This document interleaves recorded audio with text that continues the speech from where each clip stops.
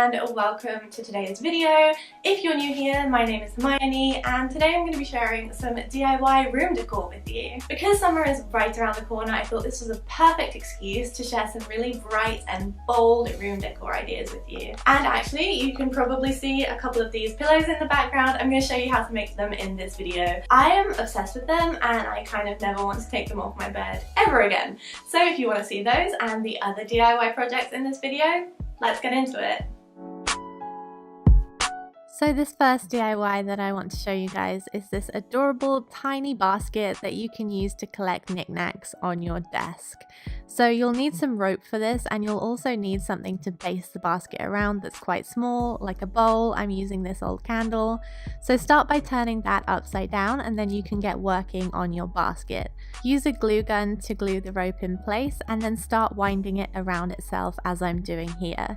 Use very small bits of glue as you go along to keep it in place, but don't use too much so that it won't kind of poke out of the side of the basket. This is quite tedious and it will take a little while, but stick with it. And once you've gotten over the lip of the bowl, you can actually take it off the bowl so that it doesn't stick, and you can start working on it much more easily. If the rope is quite soft, it might fall in on itself if you make the basket too tall. That's why we're just making a mini one today. So once you've done that, you can go ahead and add some small handles. For this, I'm just cutting out 2 tiny pieces of rope and gluing them in again with the glue gun. You can decorate your basket as you would like, but I'm making some little tassels with embroidery thread.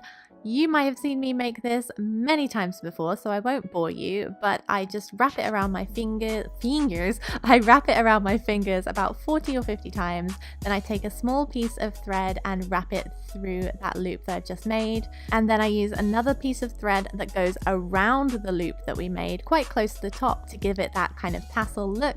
And once that's tied in place, you can go ahead and cut the ends of the tassel and it should look something like this. Go ahead and tie those on or glue them if you'd like, and then you have your basket completely made. I think this is a really cute addition to a desk and it can help you store some of the items you might have lying around. Next up is this DIY ring dish, and for this I'm using resin to give it a more polished look and to make it look as if you bought it brand new. So I'm using this dish, it's from Target, and some resin, jewelry resin you can get in the craft store or on Amazon or online. This comes in 2 parts, so mix it as per the instructions. Before mixing, I actually used a little bit of the unmixed resin to help put some of my bigger pieces of glitter confetti in place.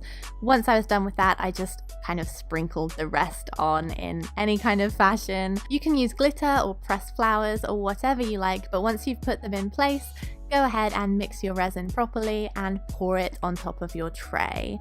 Make sure you get a nice even coverage and use a lollipop stick or a popsicle stick if you're from America, and you can use this to even the resin out.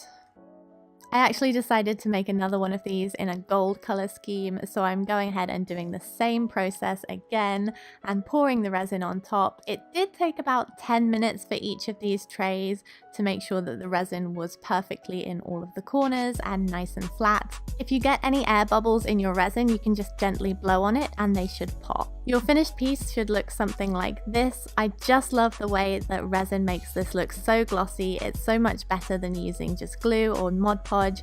Resin will definitely up your DIY game. Next up, I want to show you guys how to upcycle a basket and make it into a lampshade, and you can use any basket, wood, plastic or whatever. I found mine in Sainsbury's. It was in the summer section. I think it's a basket for protecting foods at picnics. And then I'm just using the inside of an old lampshade. You can find this in old lampshades or maybe in the craft store.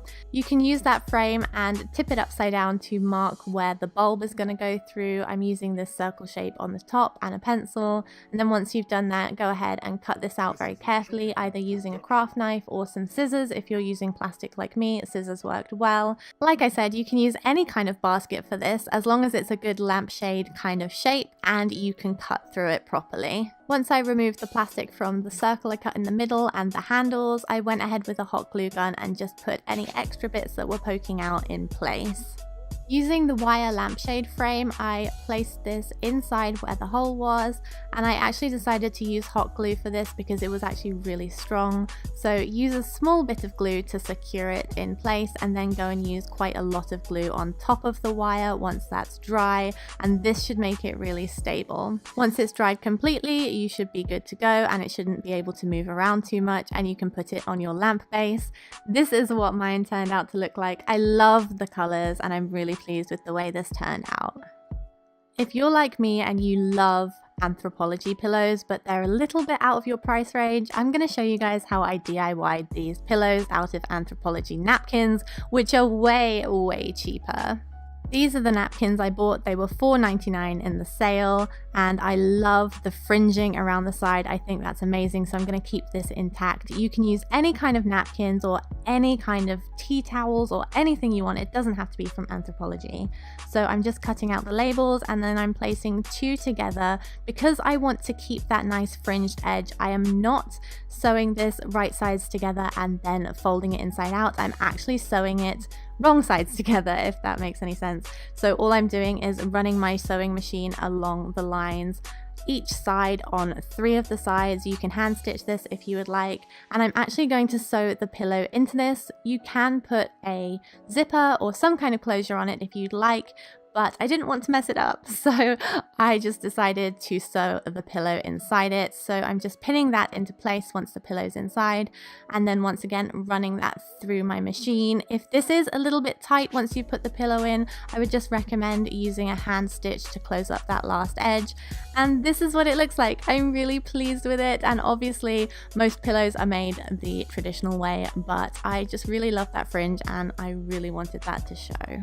That is everything for today's video. I really hope you guys enjoyed it, and as always, if you make any of these projects, I'd love to see them or hear about it. Tag me on Instagram or come say hi on Twitter. I'm kind of lonely on Twitter, so come say hi. That's everything for this video. I hope you guys have a great week, and I'll see you in my next one. Bye.